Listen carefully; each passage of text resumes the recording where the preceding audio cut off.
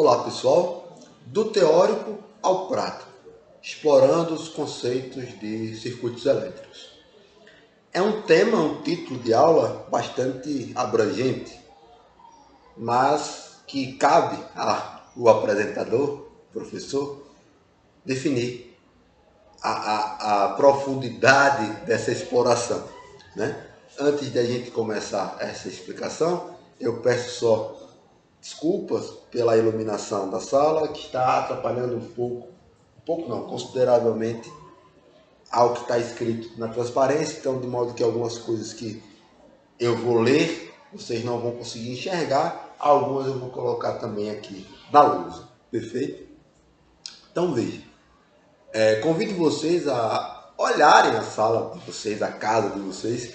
Naturalmente, toda casa hoje em dia tem uma lâmpada, né? Eu posso afirmar contundentemente que 95% da população numa cidade tem, né, uma lâmpada em casa, né? Uma lâmpada formada por uma instalação elétrica, né?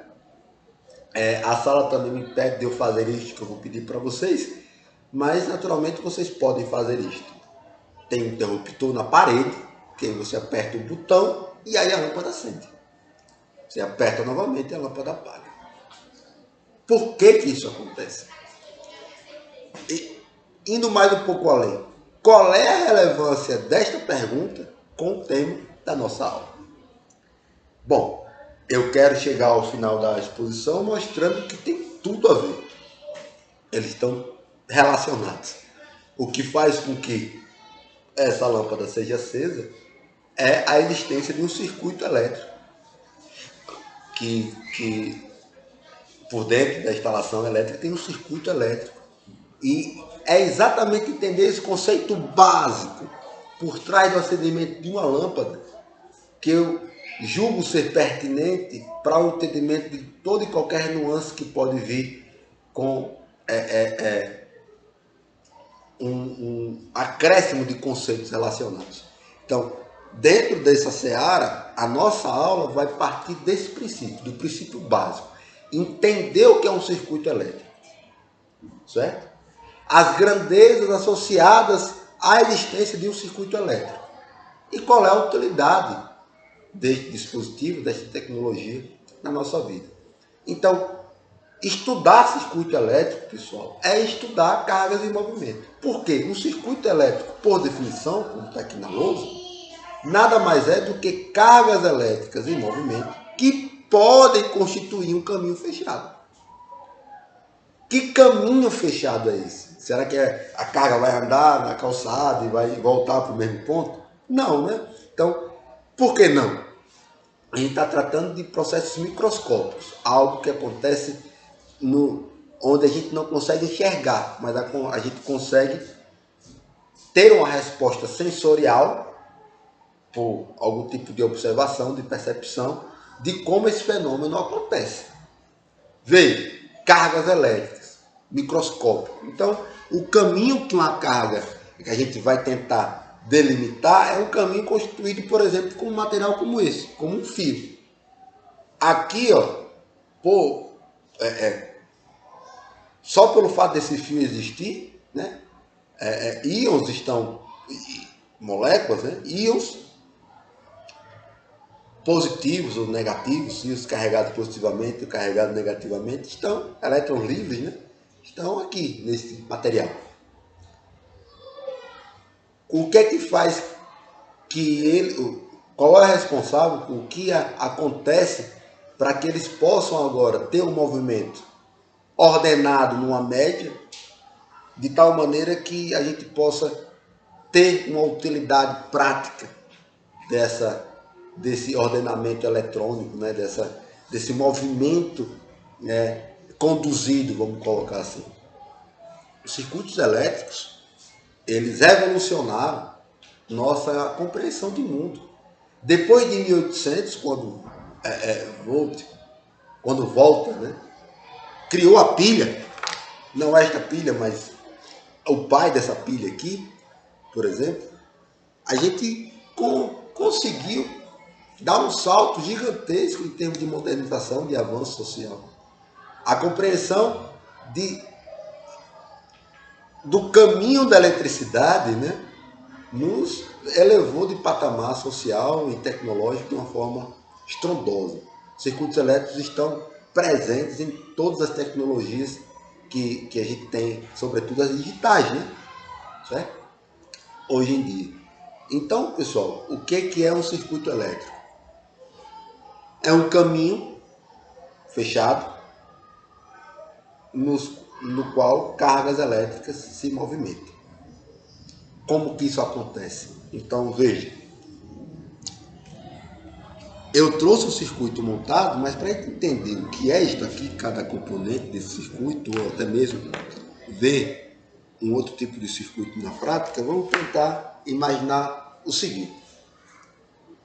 Vamos tentar imaginar o suprimento de alguma coisa, o fluxo de algo mais mecânico. Vamos fazer uma analogia mecânica. Então, eu tenho aqui, veja, circuitos elétricos, né? Então, eu tenho aqui a seguinte situação, imagine comigo. Eu tenho aqui uma escadinha na qual bolas, esferas, rolam nessa escada aqui. Perfeito?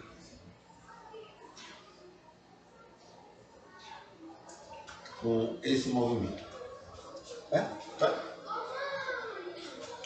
Bom, é natural a gente pensar que se eu coloco uma bolinha aqui ou várias bolas, elas fazem isso aqui, chegam até esse ponto, mas e aí? Depois desse ponto, quando a última sair daqui, não vai ter mais esse fluxo de bolas, né? Por ali. Perfeito?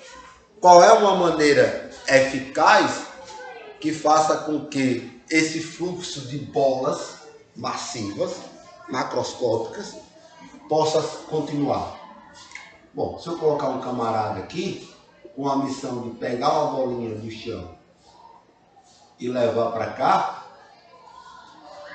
vai ser possível que esse fluxo de bolinhas continue, seja contínuo. O camarada vai pegar a bola que está ali no chão e vai levar. Por quê? A bolinha, mais ponto A, esse ponto B, essa altura aqui. A bolinha, por si só, por sua natureza, não consegue romper esse campo gravitacional que lhe é adverso. Tem aqui a ação da seleção da gravidade. Okay? Campo gravitacional. Analogia mecânica. A bolinha não consegue, sozinha. Essa tampa de piloto, eu vou jogar, ela cai. Ela não consegue sozinha voltar a esse ponto que eu joguei. Da mesma maneira, a bolinha não consegue vencer. É preciso que um agente externo, no caso o camarada ali, um aluno de C, né, ele vai pegar a bolinha e vai colocar a bolinha em cima. Pega a bolinha, chega uma bolinha aqui, ele coloca aqui em cima. Perfeito? Aí o suprimento de bolinha nesse sistema continua. Bom, vamos entender essa analogia em um circuito elétrico. Em um circuito elétrico, eu tenho um caminho constituído por um fio, por exemplo, por um fio cobre, igual este aqui, no qual, ao invés de ser bolinhas, eu tenho cargas em movimento. E por que essas cargas ganham um movimento ordenado? Para que eu possa dizer, olha, as cargas saem daqui, vão para cá, perfeito? Fazem esse movimento aqui horário, né, até chegar aqui. Porque eu consigo estabelecer nessa situação que neste ponto eu tenho um potencial positivo e neste ponto um potencial negativo. Excesso de íons positivos aqui e excesso de íons negativos aqui. É natural a gente pensar que o movimento vai ser do ponto de maior energia para o de menor energia. Maior energia para o de menor energia. Né? Eu tenho uma bola, né? A natureza age dessa maneira. E isso é proporcionado justamente por essa, daqui a pouco a gente já vai entender o que é, por essa diferença de potencial. Então, cargas elétricas entram em movimento a partir dessa diferença de potencial. Mas ela chega aqui, nesse ponto, ela sozinha, a carga elétrica, não consegue sair daqui para cá. tem uma barreira aqui de potencial. Em vez de ser um potencial gravitacional, um potencial elétrico, causado por um campo elétrico adverso, nesse sentido, né? De baixo para cima. Como que essa carga elétrica vai sair daqui para cá? Eu já vou definir a primeira grandeza associada ao circuito elétrico, que é algo chamado força eletromotriz. Força eletromotriz é o que a gente define como vai fazer o papel desse cara aqui. Ela vai suprir energia para que essa bolinha que está aqui embaixo possa causar o potencial de cima. Ela ganha energia. Sai de um potencial menor para um potencial maior. Ela ganha energia. Perfeito? Ora, há um trabalho a ser realizado, então, né, por essa força eletromotriz, que a gente chama no circuito com a letra Epsilon. Há um trabalho a ser realizado. O trabalho realizado por unidade de carga é o que define essa força eletromotriz. Então, e se tratando de infinitésimo, né, a derivada, a taxa, né, o trabalho, dW, por unidade de carga, é o que a gente define força eletromotriz. Perfeito? E, ora, se a gente quiser saber qual é a unidade de medida dessa força, que tem o nome força por questões históricas, não tem nada a ver com força, né? É o resultado de um trabalho por unidade de carga. Trabalho, a unidade é Joule, Joule, a pronúncia correta, mas vamos falar Joule, por Coulomb. Um Joule por Coulomb é o que a gente chama de Volt, em homenagem à volta, né? O cara que fez a pilha. Perfeito? Veja, agora eu consigo entender um pouco já, eu posso apresentar que isso aqui é um circuito elétrico. Eu tenho aqui uma força eletromotriz que permite que essas cargas que já estão em movimento por conta dessa diferença de potencial sigam esse caminho e constituam esse caminho fechado aqui e formem o meu circuito elétrico, né? Eu acredito que essa transparência pode ser vista por vocês. É algo mais bonitinho do que o meu desenho. Só que eu evidencio nessa transparência um gerador de energia, né? Uma bateria. E nessa bateria há uma diferença de potencial, naturalmente. Faz com que as cargas elétricas fluam por aquele fio condutor. E por que tem uma lâmpada? Bom, eu estou atestando que há movimento de cargas naquela direção, que passam por aquele ponto. A resposta sensorial que eu estou obtendo é me dada através da luz, que é uma resposta elétrica que a lâmpada emite. O dispositivo lâmpada foi feito para que seja emitida luz conforme ele é suprido por energia elétrica através do movimento das cargas elétricas. Perfeito?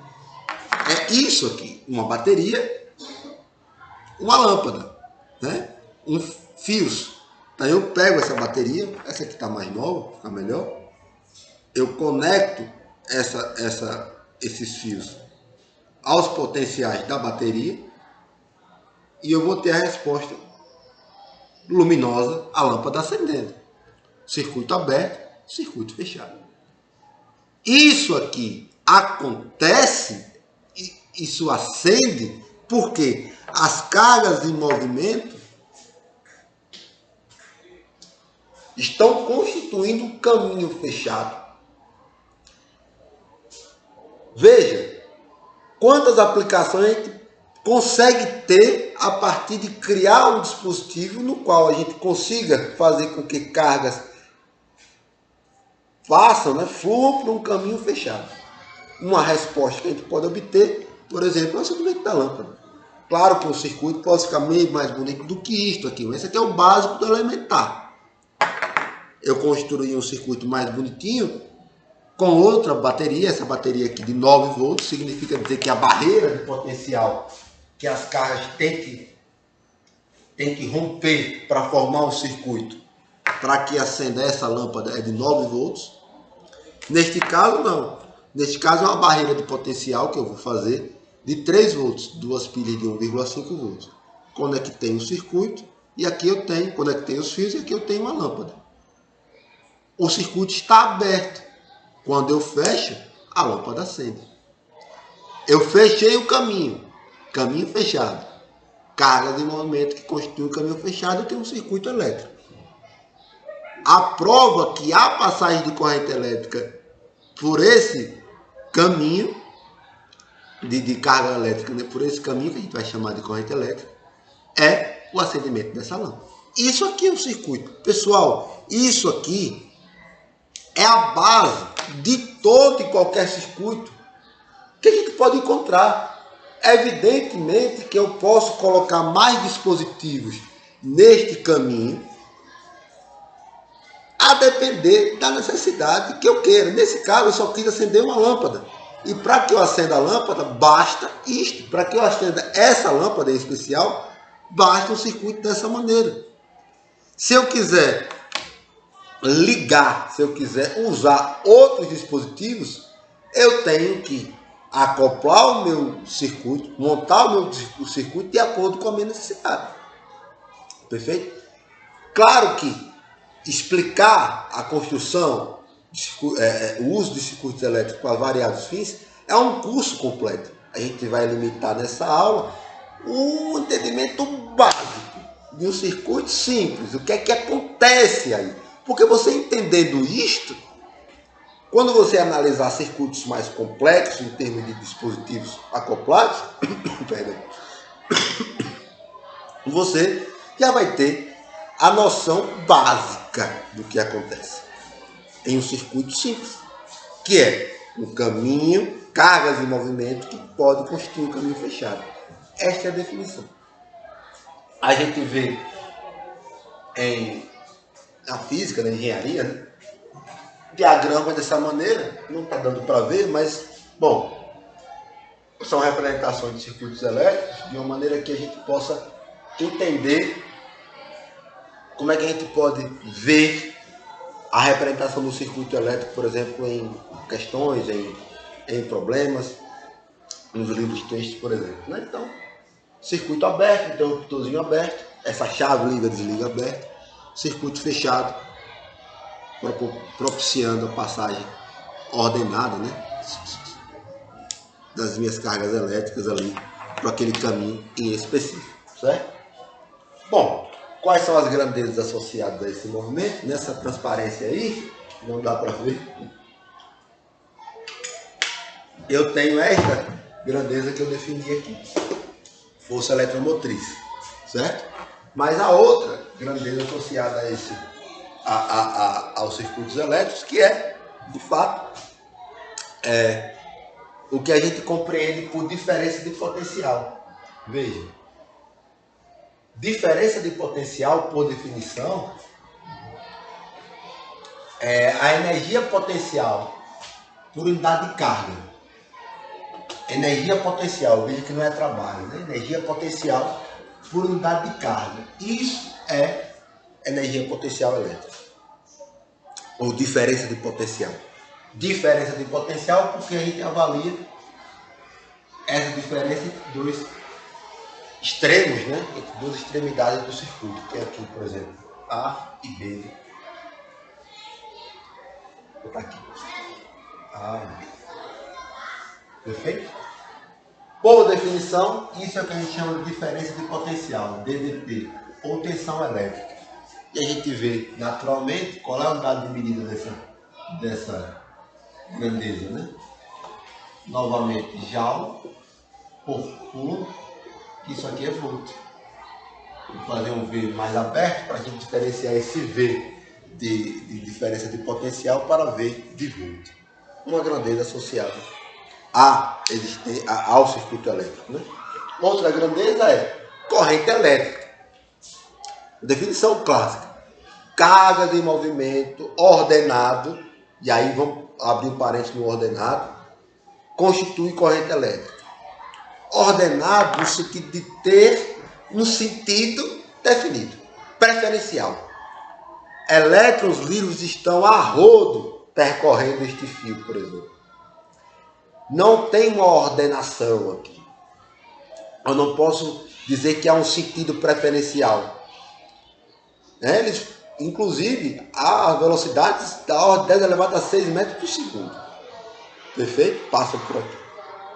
No entanto, quando eu consigo, através da aplicação de uma diferença de potencial, fazer com que esses elétrons se movimentem, eles vão ter um sentido preferencial nesse percurso. Tendo esse sentido preferencial, por exemplo, ali, tendo aquele sentido preferencial, para que possa, por exemplo, se acender essa lâmpada, a gente pode definir o que é corrente elétrica. A gente pode medir essa intensidade de corrente elétrica. O que é? Sim, o movimento ordenado de cargas elétricas em função de uma diferença de potencial aplicada. Porque se eu tenho uma diferença de potencial, eu tenho um caminho que eu posso dizer que eles vão percorrer. Potencial maior do que potencial menor. Perfeito? E, sabendo que eles vão ter um sentido preferencial, eu posso medir a quantidade de carga elétrica que passa no ponto do meu material. No meu caso, eu tenho uma transparência ali que eu estou mostrando. Naquela seção do fio, a área perpendicular, né? A área de seção reta ali daquela seção, eu posso, naquele instante, medir a quantidade de carga que passa por aquela área por unidade de tempo. Isso a gente consegue medir a energia, a corrente elétrica. Por definição, corrente elétrica aí é a quantidade de carga por unidade de tempo que passa em uma área de seção reta. Elétrons atravessando a seção de um fio. Perfeito? Isso é corrente elétrica. Qual é a unidade de corrente elétrica? Coulomb por segundo. Um coulomb por segundo é o que a gente chama de ampere. Certo? Então, ó, diferença de potencial, tensão elétrica, corrente elétrica. Associada, as grandezas associadas ao circuito elétrico. Certo? Outra grandeza. Bom, cargas em movimento. O movimento aqui nesse circuito. Vamos lá, movimento. Né? Eu estou dando energia a essas cargas entram em movimento, com um certo ordenamento. Mas será que eles não vão ser contrariados?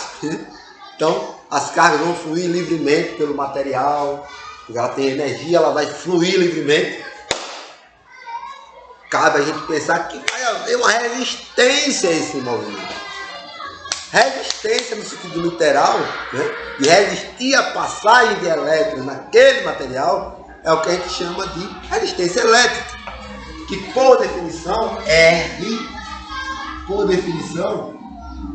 a razão entre a energia elétrica pela intensidade de corrente elétrica. Isso aqui é resistência elétrica. Veja, eu estou dando energia à carga, ela entra em movimento, constituindo uma corrente elétrica. A resistência a esse movimento é a resistência elétrica. Perfeito? Veja, isso aqui é a definição de resistência elétrica em todos os meios, todas as frentes. Bom, por que eu estou falando isso? Porque daqui deriva algo que a gente chama de V igual a RI. Tensão elétrica igual a resistência elétrica vezes corrente elétrica. O que se costuma chamar de primeira lei de Ohm. Está errado? Não, está correto. Embora não tenha sido Ohm que formulou esta lei, e sim Kirchhoff. Ohm, de fato, entendeu o que era a resistência elétrica, mas há uma limitação. A gente só pode dizer que um condutor é ôhmico, que obedece a essa lei, se a resposta entre a tensão elétrica e a corrente elétrica for algo linear. Se eu ter algo assim, aí eu posso dizer que esse coeficiente angular é uma resistência. E aí, se a resposta for nesse nível linear, o condutor é ôhmico. Perfeito? Guarda essa informação. Mas olha, resistência elétrica. Certo? Qual é a outra grandeza associada ao circuito elétrico? A consequência de existir um circuito elétrico. Voltando à lâmpada, tem um desenho da lâmpada ali na minha transparência, propositalmente. Você vai comprar uma lâmpada. Como é que você vai comprar uma lâmpada? Você vai buscar o quê? A luminosidade dela, né? Em outras palavras, se a gente começar... Bom, eu quero uma lâmpada mais potente. Uma lâmpada potente, ela vai iluminar mais, né, no meu ambiente. A potência de uma lâmpada. O que é a potência de uma lâmpada? Qual é a grandeza associada? A potência elétrica. O que é potência elétrica? O que é potência P? Potência é a taxa de energia por unidade de tempo. Isso é potência. Potência elétrica é a taxa de energia elétrica associada a uma intensidade de corrente elétrica em um material motivada por uma diferença de potencial. Veja, como é que eu posso definir potência elétrica? É isso aqui, ó. Veja, taxa de energia, DE, por unidade de tempo. DE dt, potência, energia por unidade de tempo. Certo? Qual é a energia que eu estou usando no meu circuito elétrico? Energia potencial elétrica. Energia potencial elétrica. Então, isso aqui vai ser D1 dt. Perfeito? D1 dt. A gente viu, por exemplo, que V é D1 dQ. Logo, D1 vai ser quem? dQ vezes V, né? Então, D1 pode ser escrito como quem? V dQ. Ou seja, P, quem é D1? V dQ sobre dt. Quem é dQ dt? dQ dt é I. Logo, potência elétrica é a ddt vezes a minha corrente elétrica. Potência elétrica. Perfeito? Para a gente determinar qual é a potência de uma lâmpada, a gente avalia essas duas grandezas. E qual é a unidade de potência elétrica? Qual é a unidade? É o que chamamos de volt por ampere.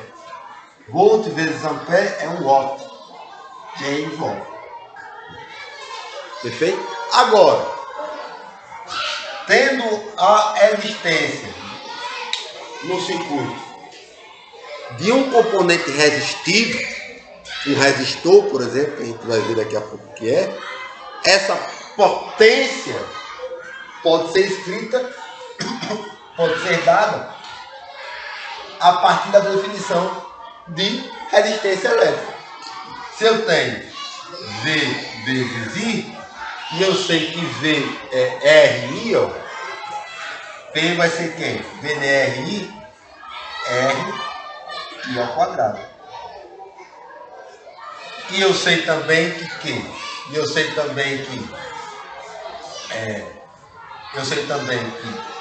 I é igual ao V sobre R, não sei isso? Então, isso aqui pode ser V, quem é I? V sobre R, ou seja, P pode ser dado por V ao quadrado sobre R. Dissipação resistiva é o que a gente chama esse tipo de apresentação para potência. Porque você está tratando em um circuito cujo há a existência de um componente resistivo. Aí você me pergunta, professor, o circuito que o senhor fez, eu não estou vendo um resistor, que eu estou vendo, não estou vendo um componente resistivo. Estou vendo uma bateria, um interruptor e eu estou vendo uma lâmpada. Cadê o resistor? Aqui também, bateria, aí eu pego aqui meu fio, né? Perfeito. Conecto. Cadê o resistor? O resistor, a lâmpada tem uma resistência própria, interna. Então há um resistor aqui dentro, certo? E isso acontece com a maneira com que você monta o seu circuito. Se no seu circuito houver um componente resistivo, você pode usar essa definição para calcular a potência elétrica. Certo? Então veja, pessoal, nós chegamos até aqui e vamos fazer um exercício, mas veja só, vamos recapitular. Qual é o fim dessa apresentação? É mostrar como funciona, o que é, na verdade, o circuito elétrico. A gente sabe o que é agora. Cargas em movimento que pode constituir um caminho fechado. A gente viu por que as cargas se movimentam e como elas podem constituir esse caminho fechado. Qual é a consequência?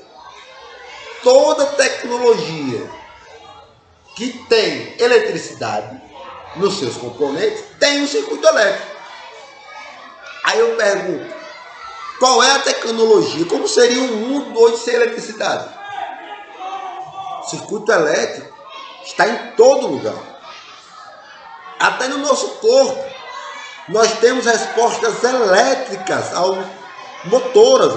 Eu quero mexer essa mão, meu cérebro envia pulsos elétricos que são decodificados e aí há um movimento.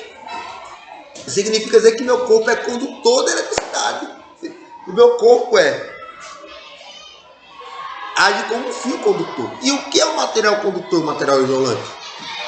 Se eu estou falando que no material há passagem de corrente elétrica, e quando essa passagem ocorre de uma maneira livre ou quase sem resistência, o material é condutor. Mas quando há uma forte resistência a essa passagem elétrica, chamamos de material de isolante. Material condutor isolante, por definição, está intimamente ligado com a passagem de elétrons por ele. Perfeito? Vamos fazer um exercício. Um pedaço de fio resistivo, não esse aqui, mas um fio feito de quê? Um fio feito de uma liga de níquel chamada nicrômio, que a gente não está vendo aqui na minha transparência. Vou apagar aqui. Tem uma resistência de 72 ohms. Né? Tem uma resistência de 72 ohms. Aí, ele quer que você determine a taxa com a qual a energia é dissipada. Energia dissipada, a taxa de dissipação da energia é potência. Certo? O fio tem uma resistência de 72 ohms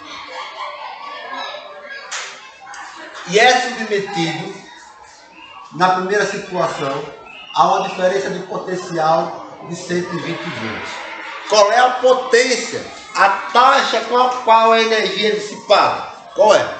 Bom, P é igual a V ao quadrado. R, eu posso usar esta definição. Por quê? Há um componente resistivo no meu circuito. Então, 120 ao quadrado dividido por R, que é 72. Isso aqui vai me dar uma potência de 200 volts. Perfeito? Situação 2. Esse fio de nicrômio é cortado pela metade.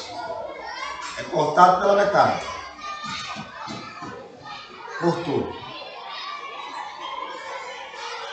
E ainda as suas extremidades continuam sendo submetidas a uma tensão de 120 volts.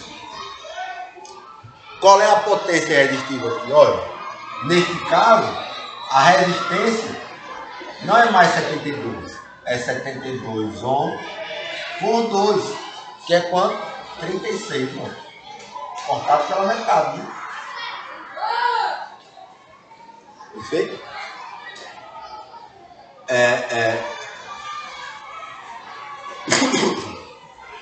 Então, a potência vai ser 120 ao quadrado dividido por 36, que vai dar 400 ohms.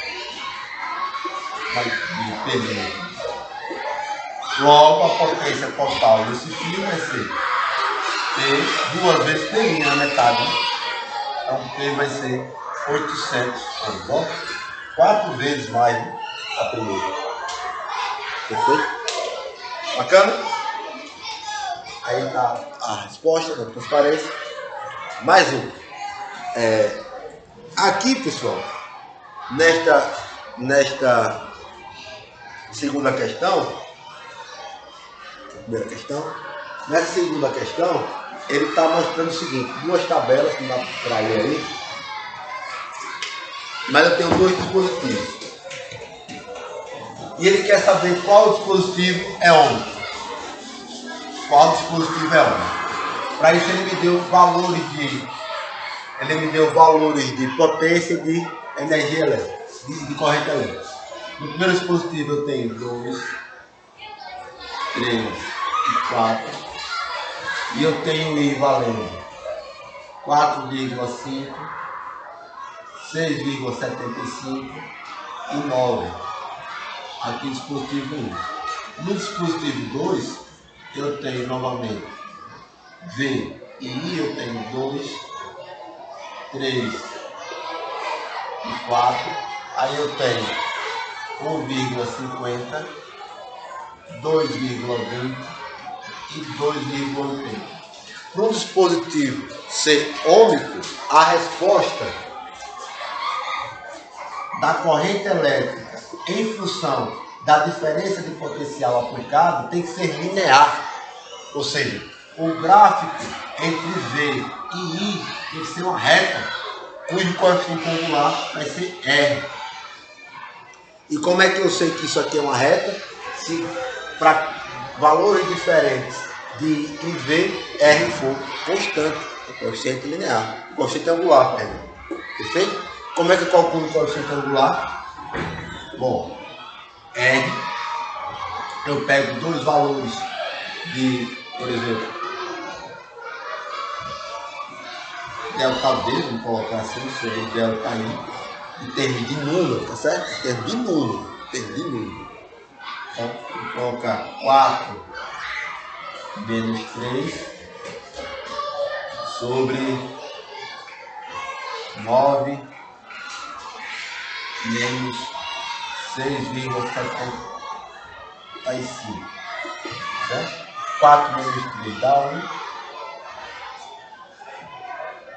Aqui dá 2,25. Essa razão dá aproximadamente 0,44.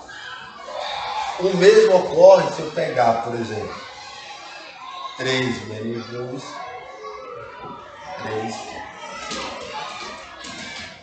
menos 2,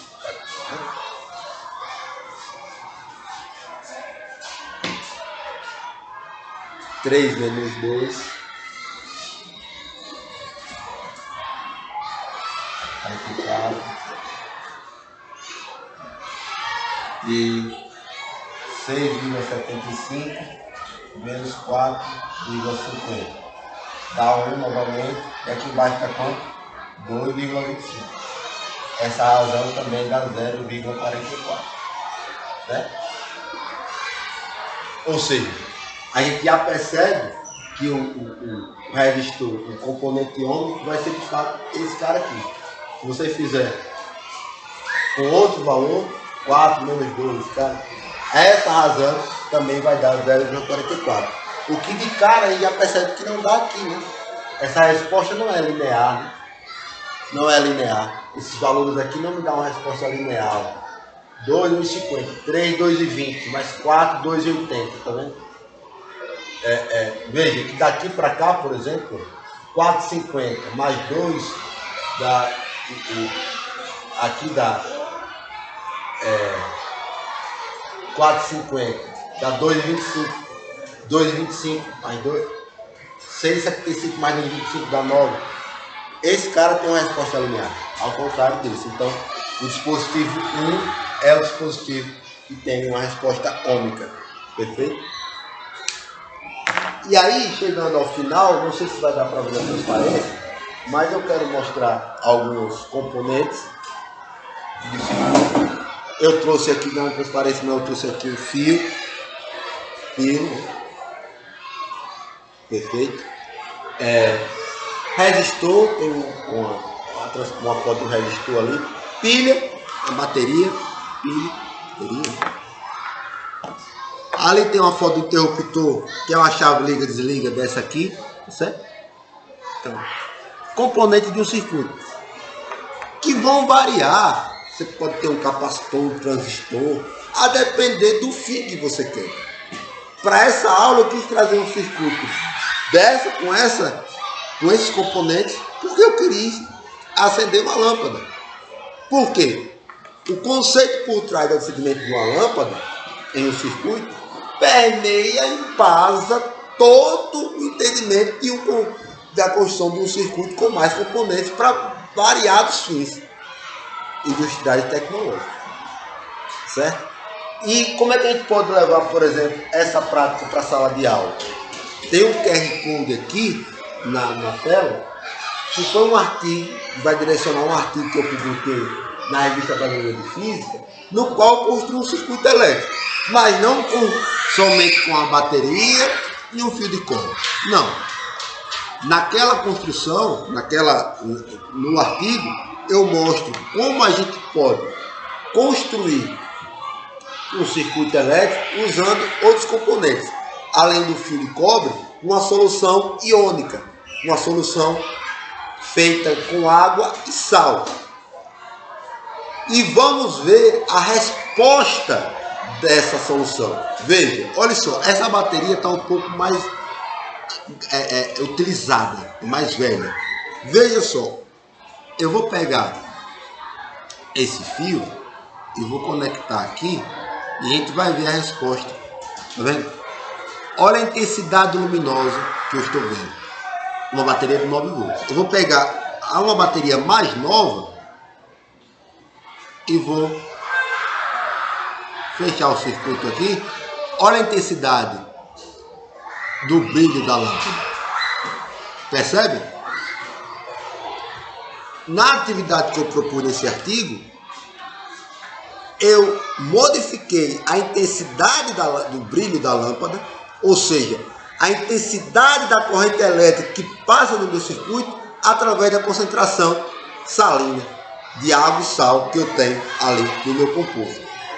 É uma atividade que a gente leva para a sala de aula e mostra como é possível criar um circuito elétrico com componentes que vão além do fio e entender que há outros tipos de material que propiciam a passagem eletrônica.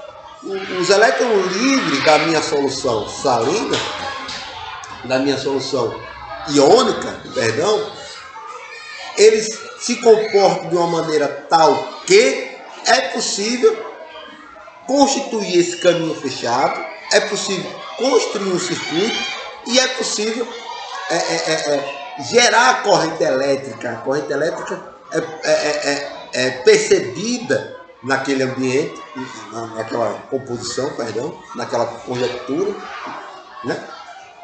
E uma lâmpada pode ser acesa, né? Então, eu acredito que eu consigo clicar aqui. Eu acho que eu vou direcionar. Não dá para ver a transparência, enfim, mas acredite no que eu estou dizendo. Eu ia mostrar aqui, não dá para mostrar de uma maneira mais formal ali. Deixa eu ver se eu acho. Olha, o arquivo aqui é o site pelo QR Code, a gente chega até aqui. Eu só quero mostrar uma aplicação prática contextualizada desse tipo de atividade. A gente construir um circuito elétrico com base nesse entendimento aqui por trás. Né? Perfeito? E aqui eu tenho aqui o arquivo, sem cada um para ver. Mas enfim. Qual foi a ideia de ter escrito isso? Para mostrar como um professor pode aplicar isso em sala de aula, certo? Partindo dos conceitos associados às grandezas existentes no circuito elétrico, entendendo o que é um circuito elétrico e fazendo com que os alunos botem a mão na massa e percebam a relação direta entre cargas e movimento, onde elas estão em movimento, né? qual é o circuito que eu estou entendendo ali, para quê? Para que esse fenômeno de acender e apagar a luz, que é algo tão simples no cotidiano, possa aguçar neles a ideia de que há muita física por trás. Perfeito? Então, ali está um desenho, né? Que está um pouco ruim, a transparência, mas enfim. E aí, veja, um circuito, né? Então, eu gostaria de finalizar a aula, né, com a frase de Rubem Alves: só realmente aprendemos aquilo que usamos. Acredito que o que eu me propus a expor,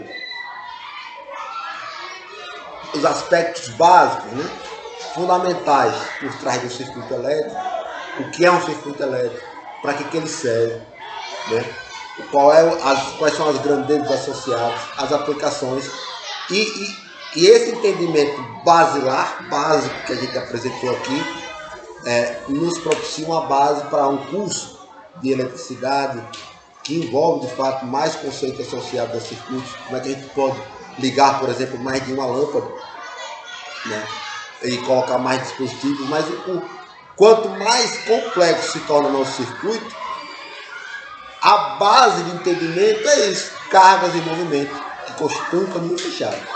Por que as cargas estão em movimento?